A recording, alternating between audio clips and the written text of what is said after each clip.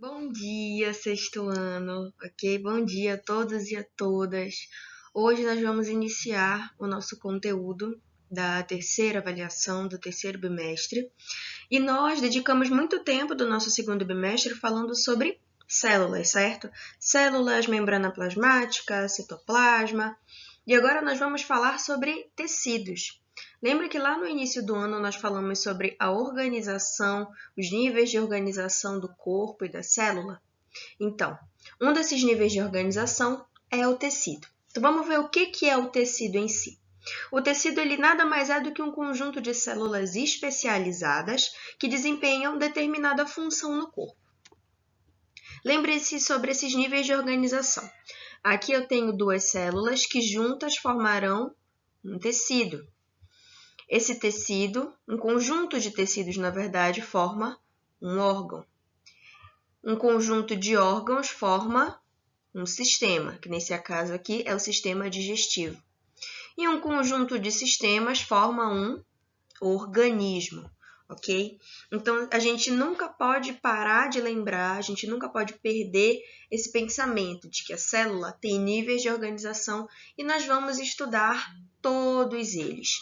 Hoje, no caso dessa videoaula, nós vamos estudar os tecidos. Então, vamos lá. As células dos tecidos, elas podem estar unidas ou separadas por uma substância que é chamada de substância intercelular, ou seja, é uma substância que fica entre as células, que pode unir ainda mais as células ou deixá-las um pouquinho separadas. A área da ciência que estuda os tecidos se chama histologia. Nós, pelo menos aqui falando sobre o corpo humano, nós temos uma diversidade de tecidos. E essa diversidade de tecidos podem ser separadas, classificadas em grupos. No grupo 1, nós temos os tecidos epiteliais, que pode ser dividido em tecidos epiteliais de revestimento ou glandulares. Nós temos o grupo 2, que são os tecidos conjuntivos, ok? Que pode ser dividido em um tecido conjuntivo propriamente dito, que é como se fosse um tecido conjuntivo de base, que é a base para todos os outros. Tecido conjuntivo adiposo, ósseo, cartilaginoso e sanguíneo. Já no grupo 3, nós temos os tipos de tecido musculares, que podem ser divididos em tecido muscular estriado esquelético, tecido muscular estriado cardíaco, tecido muscular liso. E no grupo 4, nós temos o tecido nervoso, ok? Na videoaula de hoje, nós falaremos sobre todos esses grupos, portanto, peguem um suquinho, peguem uma pipoca, um lanchinho, porque a aula vai ser longa. Bem, nós vamos iniciar a nossa aula falando sobre o primeiro grupo de tecidos, que são os tecidos epiteliais. Os tecidos epiteliais, eles podem se caracterizar pela presença de uma ou mais camadas.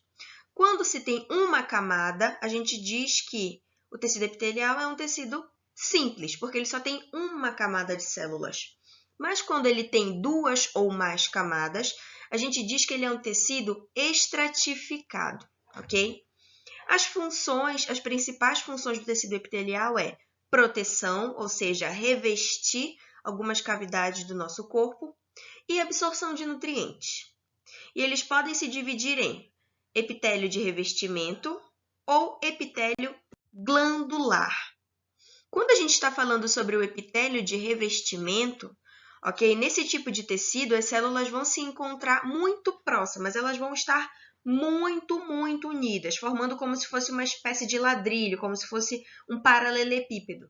Ou trazendo mais para a nossa realidade, como se fosse uma lajota, bem do ladinho uma da outra. Muito juntinha mesmo. Por quê? O fato delas estarem bem juntas impede que elas percam água, ok? Que essas células percam água de maneira excessiva, ou seja, que nós fiquemos desidratados, e também evita a invasão de micro-organismos, porque se essas células estão muito unidas, elas não têm espaço, elas não têm uma brecha para que os micro-organismos possam invadir o nosso corpo. Esse epitélio de revestimento pode ser encontrado revestindo o corpo e as nossas cavidades. Exemplo, tubo digestório, do sistema respiratório, sistema urinário, a cavidade nasal, ok? Tubo renal. Então, o epitélio de revestimento ele vai estar presente em vários órgãos, em várias partes do nosso corpo. Ele também vai formar o corpúsculo gustativo, que é o tecido responsável aqui na nossa boca por sentir os gostos, né, os sabores, e o epitélio de retina, que fica no nosso olho. O epitélio de revestimento também é um tecido avascular. Se eu digo que uma coisa é avascular, significa que ela não tem vasos sanguíneos, não tem sangue passando por esse tipo de tecido. Então, tia, se ele não tem sangue passando por esse tipo de tecido, como é que eles conseguem absorver nutrientes? Que foi isso que a senhora disse no slide anterior. Eles absorvem nutrientes através de um tecido que fica bem abaixo dele, que é o tecido conjuntivo e que a gente vai falar um pouquinho mais lá para frente. O epitélio glandular, ok? Que também pode ser chamado de epitélio de secreção.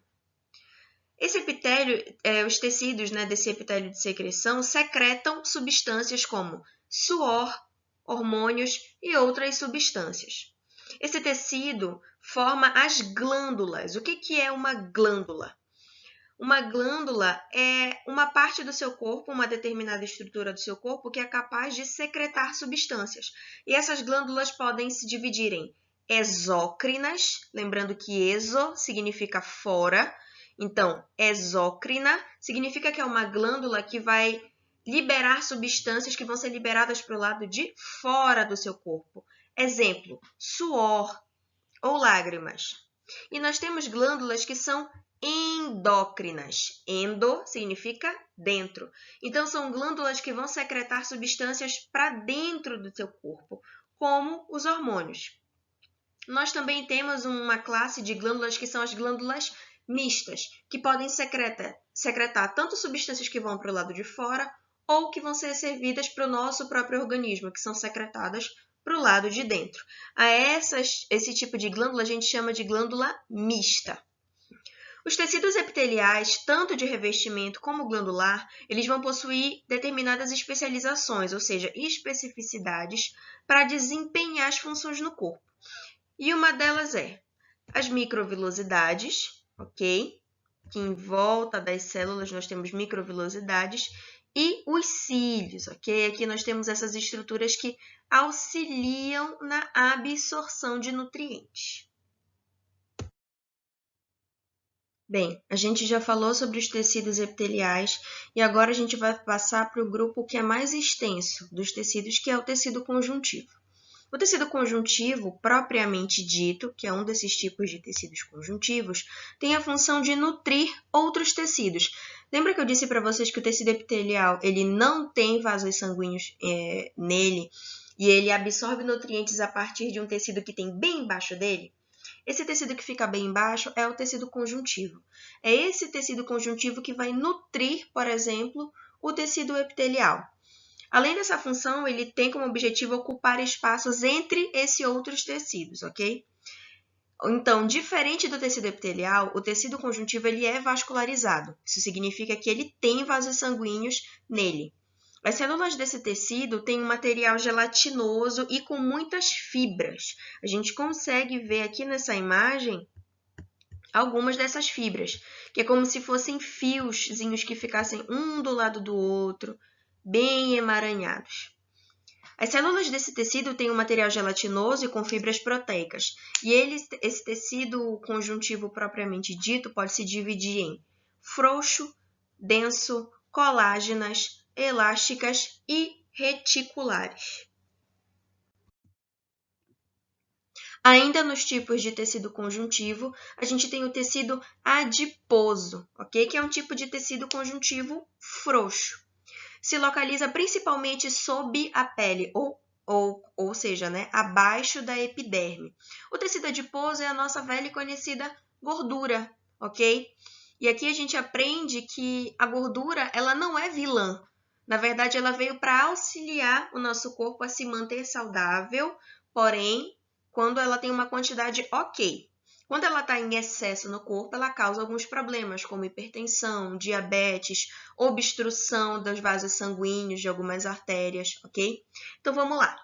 O tecido adiposo é um tipo de tecido conjuntivo frouxo e ele fica localizado bem abaixo da nossa pele. As células que vão compor esse tecido, lembrando que tecidos são conjuntos de células, então as células que vão compor esse tecido são chamadas de células adiposas. E a função delas é armazenar gordura dentro do citoplasma. E dentro dessa gordura a gente tem o armazenamento de energia. Mas qual é a função do tecido adiposo em si? Ele protege os nossos órgãos contra traumatismo. Nesse caso, traumatismo aqui tem o sentido de choques. Por exemplo, se você sofreu uma batida muito forte, o tecido adiposo ele tem a função de amortecer aquele choque, né, daquela batida muito forte. Ele também tem a função de reserva de energia, como a gente já falou, e inclusive de isolamento térmico, ou seja, ele mantém o calor que é necessário para que o nosso corpo sobreviva em situações adversas. Um exemplo muito bom do tecido adiposo servindo como isolamento térmico e reserva de energia são os de seres vivos que vivem em locais muito frios. Então, nesse sentido, além dos pelos, esses animais, aqui eu trouxe o urso polar, eles têm uma camada de gordura embaixo da pele muito grossa. E isso é importante para que eles tenham reserva de energia, caso eles não consigam se alimentar com frequência enquanto eles estão caçando. Né? Já que a gente está falando de um ambiente natural, não é sempre que vai ter comida, às vezes eles podem passar 1, 2, 3 dias sem conseguir comer nada. Então, o tecido adiposo é importante para armazenar energia e o isolamento térmico, porque eles vivem num local muito frio. Então, eles precisam de estratégias para se manter quentes, com uma temperatura corporal ok. Ainda nos tecidos conjuntivos, vamos falar sobre o tecido ósseo, que, como o próprio nome diz, a gente já tem a dica. Bem, esse tipo de tecido deve compor os nossos ossos. Eles têm a proteção de órgãos importantes, como o cérebro, a função deles, né, de proteger órgãos importantes no corpo, como o cérebro, o coração, os pulmões e a nossa medula espinhal, okay, que fica bem dentro da nossa coluna. Esse tecido ele é composto principalmente por uma substância chamada de fosfato de cálcio. Essas células ósseas podem ser maduras, e quando elas são células já maduras, ou seja, células mais velhas, né? Lembrando que a todo tempo a gente tem a renovação dessas células. Por isso a gente cresce a partir do amadurecimento dessas células e do surgimento de novas células ósseas. Então, quando a célula ela é madura, ou seja, é uma célula já velha, a gente chama de osteócito. Quando essa célula do tecido ósseo ela é jovem, ou seja, ela ainda está em desenvolvimento, ela tem o nome de osteoblasto. O tecido ósseo, ele é vascularizado, ou seja, ele tem vasos sanguíneos, ok? Bem aqui dentro a gente consegue ver como os vasos sanguíneos estão aqui dentro dos ossos. E os ossos são formados por este tecido, podem ser compactados ou esponjosos. Então, os ossos que são formados pelo tecido ósseo pode ser um tecido compactado, que geralmente é aquele que fica mais para fora do osso, fica para os lados mais externos. E a parte mais interna do osso, aqui dentro, é um tecido ósseo esponjoso, ou seja, ele tem espaços entre as células. Tecido cartilaginoso é aquele que vai formar a nossa cartilagem, ok? A cartilagem ele é responsável por dar essa sustentação, flexibilidade e proteção para algumas partes do nosso corpo, como exemplo, nas orelhas, no nariz e nas nossas articulações. As células que vão compor esse tecido, eles podem ser maduras, também células já mais ou menos velhas, e a gente chama essas células maduras de condrócitos. E quando essas células ainda estão em desenvolvimento, nós chamamos de células jovens, elas têm o nome de condroblastos. Esse tecido ele não é irrigado por sangue, isso significa que ele é um tecido avascular. Então, as cartilagens elas podem se dividir em cartilagens hialinas, fibrosas ou elásticas. Agora vamos falar sobre o tecido sanguíneo, ok? Muita gente não sabe, mas o nosso sangue é um tipo de tecido. Por quê? Porque ele é formado por várias células, ele é formado por um conjunto de células. E esse tecido ele é essencial para a sobrevivência de qualquer ser que tenha sangue, pois ele leva oxigênio e nutrientes. A função do sangue é essa, levar oxigênio para todas as partes do corpo e também nutrientes, como proteínas, carboidratos, gorduras, anticorpos, etc. As células que vão compor o tecido sanguíneo, né, o nosso sangue, são as hemácias, que a gente pode ver aqui nesse esquema ao lado. Bem aqui é uma hemácia, que também tem o nome de glóbulos vermelhos. Nós temos os leucócitos, que também podem ser chamados de glóbulos brancos, e as plaquetas, ok? As plaquetas também são corpúsculos que vão formar esse tecido sanguíneo. É importante dizer que o nosso sangue também é composto por um item chamado de plasma, mas ele não é uma célula, ok? Mas é o plasma que dá essa aparência líquida para o nosso sangue, ele que dá essa aparência fluida para ele. A coagulação do sangue ocorre graças às plaquetas, mas o que é coagulação?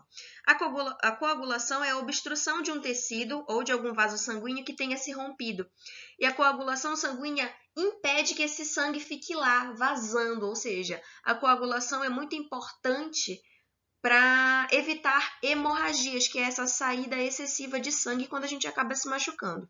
Se não fossem as plaquetas responsáveis por essa coagulação, qualquer cortezinho que a gente tivesse no corpo, cortou com a faca o dedo quando estava cortando comida, sei lá, qualquer coisa, a gente poderia morrer, porque a gente ia perder sangue infinitamente.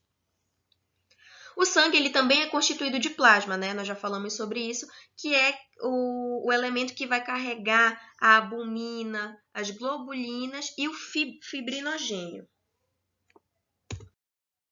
Bem, vamos falar agora mais especificamente sobre cada um dessas células que vão compor o nosso tecido sanguíneo. Então, vamos começar pelas hemácias, né? Nós já falamos, as hemácias são aquelas células que podem ser chamadas de glóbulos vermelhos. O que é importante saber sobre as hemácias? Elas são células anucleadas. Só dando um parêntese aqui, gente, toda vez que tiver esse prefixo antes da palavra, esse A, significa sem. Ou seja, se eu estou falando que um tecido ele é avascular, significa que ele não tem vasos sanguíneos. Se eu digo que uma célula ela é anucleada, significa que ela não tem núcleo. Sua principal função é de transportar oxigênio para o nosso corpo. Sabe aquele oxigênio que a gente consegue através da respiração e que fica armazenado no nosso pulmão? Quando a gente respira, daquela inspirada forte, o nosso pulmão está captando o oxigênio do ar. E é esse sangue, as hemácias presentes no sangue que vão transportar esse oxigênio para o resto do nosso corpo. Ele vai transportar esse oxigênio que vem do pulmão para todas as partes do nosso corpo, ok? Um valor ideal, ou seja, a quantidade ideal que a gente tem que ter de hemácias é de 5 milhões de hemácias por milímetro cúbico de sangue. Esse é o valor ideal, é o valor básico para ser saudável. Agora vamos falar sobre os leucócitos, também chamados de glóbulos brancos. São células nucleadas, ou seja, são células que têm núcleo. Sua principal função é de defender o organismo de agentes estranhos, ou seja, agentes infecciosos que possam causar doenças. E a gente tem dois tipos de leucócitos. A gente tem os leucócitos agranulócitos, ok? E os leucócitos granulócitos. Qual é a diferença entre cada um deles, ok? Os leucócitos granulócitos têm essa denominação devido à presença de grânulos no citoplasma quando visto do microscópio óptico. E quem são os granulócitos? Os granulócitos são o neutrófilo, o basófilo e o eosinófilo, ok? E nós temos os agranulócitos, leucócitos agranulócitos. Lembra que eu falei desse prefixo A antes da palavra? Se ele é agranulócito, isso significa o quê? Que ele não tem grânulos no citoplasma.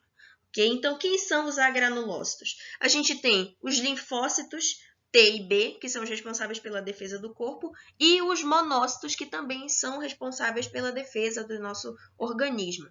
O valor ideal para ser saudável, né, de leucócitos no sangue é de 6 a 10 mil leucócitos por milímetro cúbico de sangue.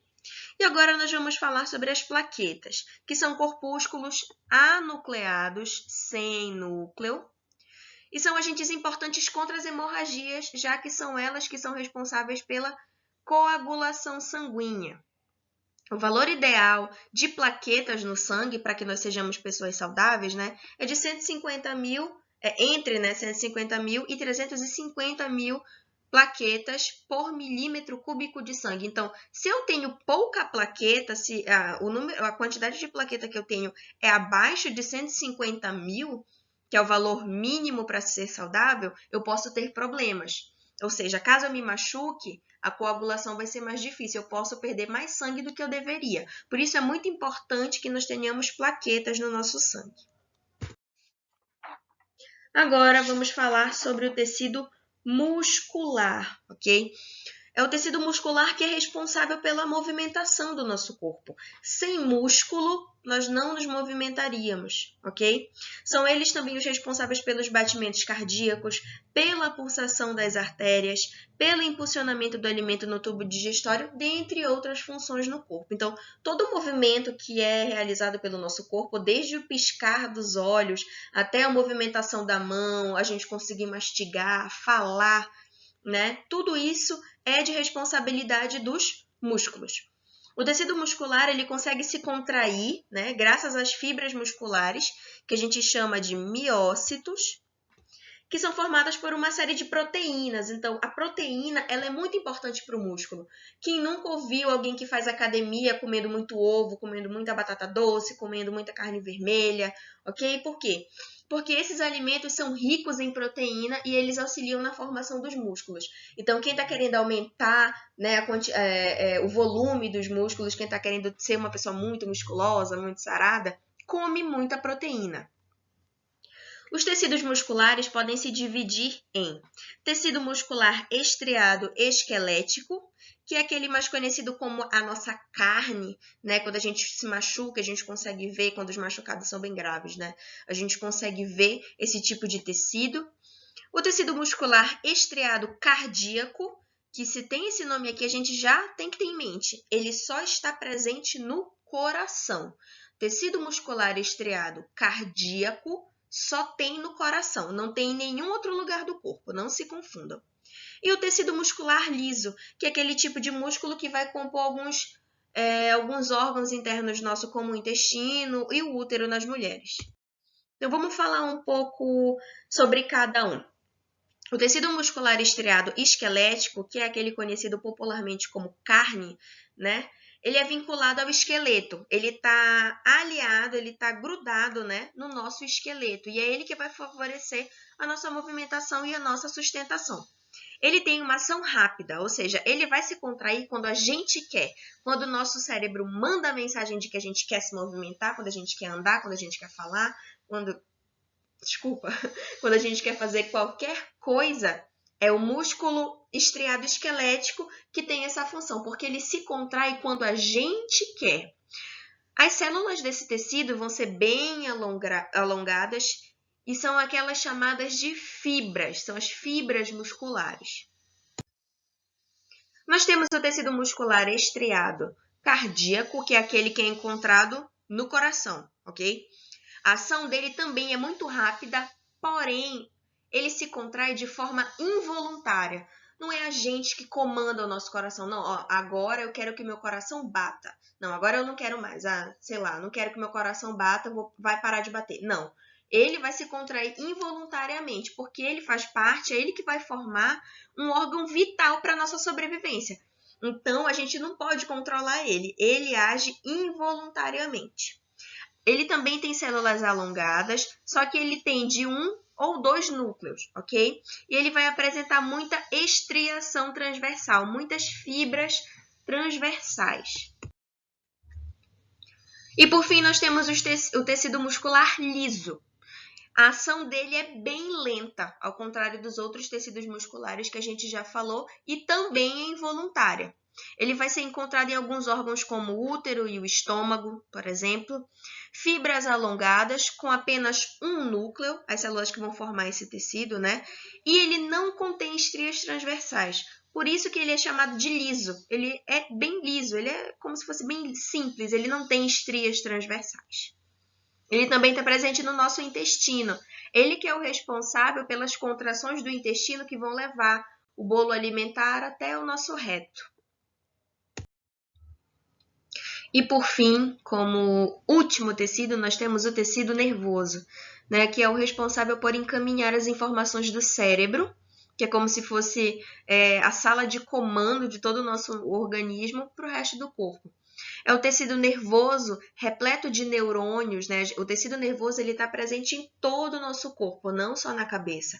A gente tem tecido neurônio na ponta dos pés, na mão, no braço, na coxa, na cintura, em todos os lugares do nosso corpo. Ok?